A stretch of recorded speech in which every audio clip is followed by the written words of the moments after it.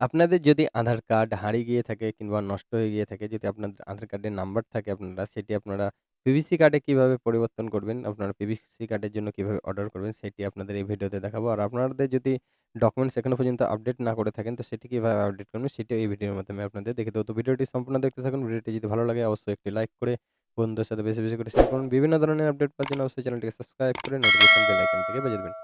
তো আপনাদের মোবাইলে ক্রোম ব্রাউজারটি ওপেন করবেন। ক্রোম ব্রাউজারটি ওপেন করে নেওয়ার পর গুগল সার্চ বক্সে সার্চ করবেন মাই আধার লিখে সার্চ করবেন। মাই আধার লিখে সার্চ করার পর যে ১ম লিঙ্কটি দেখতে পাচ্ছেন মাই আধার লগইন, মাই আধার এই অপশনটিতে আপনারা ক্লিক করে নেবেন। ক্লিক করে নেওয়ার পর এই ধরনের পেজটি ওপেন হবে। ওপেন হওয়ার পর আপনারা নিচের দিকে স্ক্রল করে নেবেন। স্ক্রল করে নেওয়ার পর এখানে দেখতে পাচ্ছেন অর্ডার আধার পিভিসি কার্ড। তো আপনারা এই অপশনটিতে ক্লিক করে নেবেন। করে নেওয়ার পর এখানে আপনার আধার কার্ড নাম্বারটি বসিয়ে দিবেন। আধার কার্ড নাম্বারটি বসিয়ে দেওয়ার পর এখানে যে ক্যাপচার কোডটি দেখতে পাচ্ছেন সেম ক্যাপচার কোডটি এখানে বসিয়ে দিবেন। আপনাদের যদি আধার কার্ডের সঙ্গে মোবাইল নাম্বার রেজিস্টার না থাকে তো আপনারা এই অপশনটিতে টিক করবেন। করার পরে এখানে আপনার মোবাইল নাম্বারটি বসিয়ে দেবেন। মোবাইল নাম্বারটি বসিয়ে দেওয়ার পরে আপনারা সেন্ড ওটিপিতে ক্লিক করে নেবেন। সেন্ড ওটিপিতে ক্লিক করার পর আপনার মোবাইলে একটি ওটিপি যাবে। সেই ওটিপিটি এখানে বসিয়ে দিবেন। বসিয়ে দেওয়ার পরে এখানে যে টার্মস অ্যান্ড কন্ডিশন দেখতেছেন সেটি টিক চিহ্ন দিয়ে দিবেন। দেওয়ার পরে এটা আপনার পপআপ টার্মস অ্যান্ড কন্ডিশন এর পেজটি আসবে। আসার পরে এটা ক্লোজ করে নেবেন। ক্লোজ করে নেওয়ার পর এখানে সাবমিট অপশন দেখতে পাচ্ছেন। সাবমিটে আপনারা ক্লিক করে নেবেন। সাবমিটে ক্লিক করার পর এই ধরনের আপনার পেজ আসবে। তো আপনারা ওকেতে ক্লিক করে নেবেন। ওকেতে ক্লিক করার পর এখানে রোজও পে আপনাদেরকে পেমেন্ট করতে হবে। এখানে ১ম এ দেখতে পাচ্ছেন আপনার এসআর নাম্বার, আপনার যে ট্র্যাকিং নাম্বার সেটি আপনারা এখান থেকে পেয়ে যাবেন। তারপরে এখানে দেখতে পাচ্ছেন আপনাদের চার্জ করা হবে ৳৫০। তো আপনারা সেটি এখান থেকে পেমেন্ট করতে হবে। তো এখানে টিক চিহ্ন দিয়ে দিবেন। দেওয়ার পরে মেক পেমেন্ট অপশনটিতে ক্লিক করে নেবেন।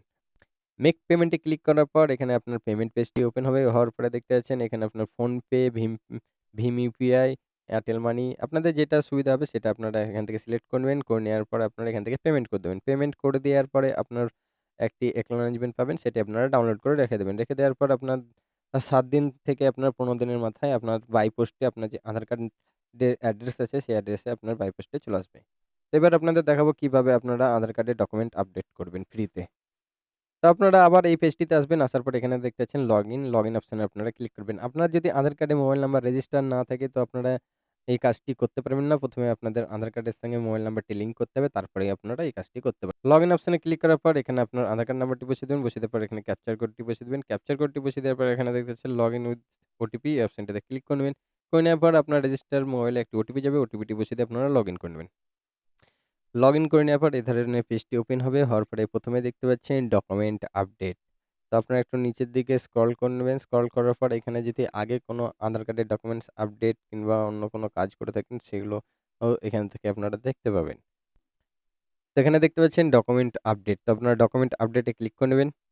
করে নেওয়ার পর নেক্সট অপশনে ক্লিক করে নেবেন।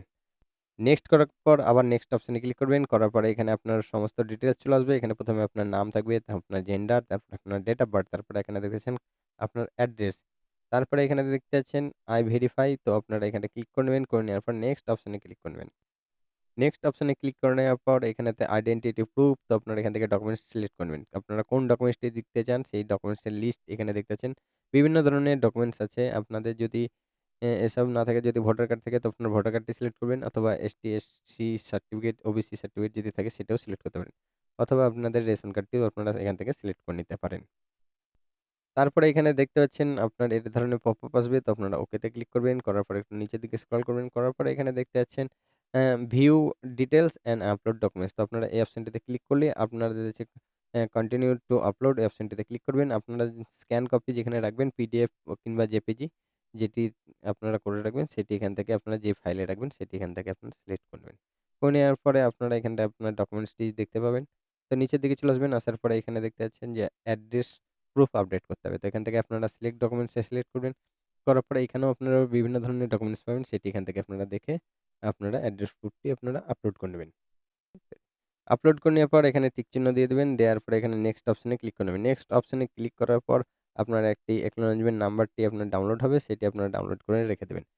রেখে দেওয়ার পর কিছুদিন পর আপনারা আবার এই পোর্টালটিতে চলে আসবেন। আসার পরে আপনারা হোম পেজে যাবেন। হোম পেজে যেয়ে নিচে স্ক্রল করবেন। স্ক্রল করার পরে ধরেন দেখতে পাচ্ছেন যে আপনার যেগুলো গ্রিন হয়ে গেছে তার মানে আপনার অ্যাপ্লিকেশনটি সাকসেসফুল ভাবে হয়ে গেছে।